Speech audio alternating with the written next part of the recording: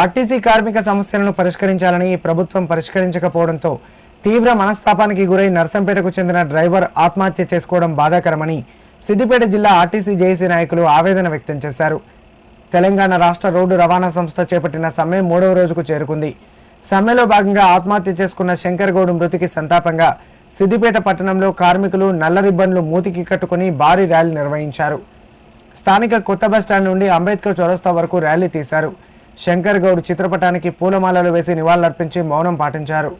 ఈ సందర్భంగా వారు మాట్లాడుతూ తమ డిమాండ్ల సాధన కోసం సమ్మె చేస్తున్నామని, ఈరోజు అర్ధరాత్రిలోగా తమ డిమాండ్లను పరిష్కరించకపోతే సమ్మెను మరింత తీవ్రతరం చేస్తామని జేఏసీ నేతలు ప్రకటించారు. దీర్ఘకాలంగా నెలకొని ఉన్న ఆర్టీసీ కార్మికుల సమస్యలను పరిష్కరించకుండా ప్రభుత్వం జాప్యం చేస్తుందని విమర్శించారు.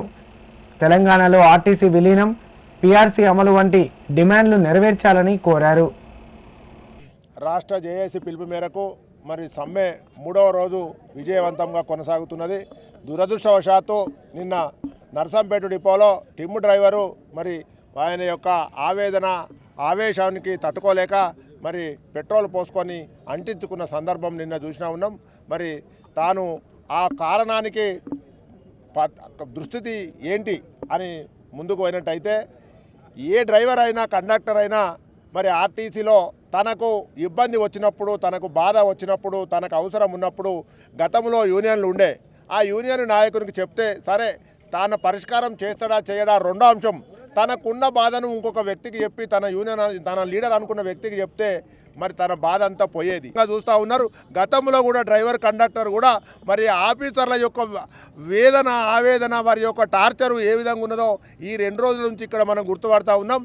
ఆఫీసర్లు సారు మీరు కూడా కష్టపడేది మేము, చచ్చిపోయేది మేము, పీఆర్సీ తెచ్చేది మేము, మాకు 100 రూపాయలు పెరిగితే మీకు 1000 రూపాయలు పెరుగుతాయి సార్, ఇంతగానం ఎందుకు చేస్తున్నారు? మీరు ఆఫీసర్గా మీ డ్యూటీ చేయండి, మేము ఆర్టీసీ కార్మికులుగా మేము సమ్మె చేస్తూ ఉన్నాం.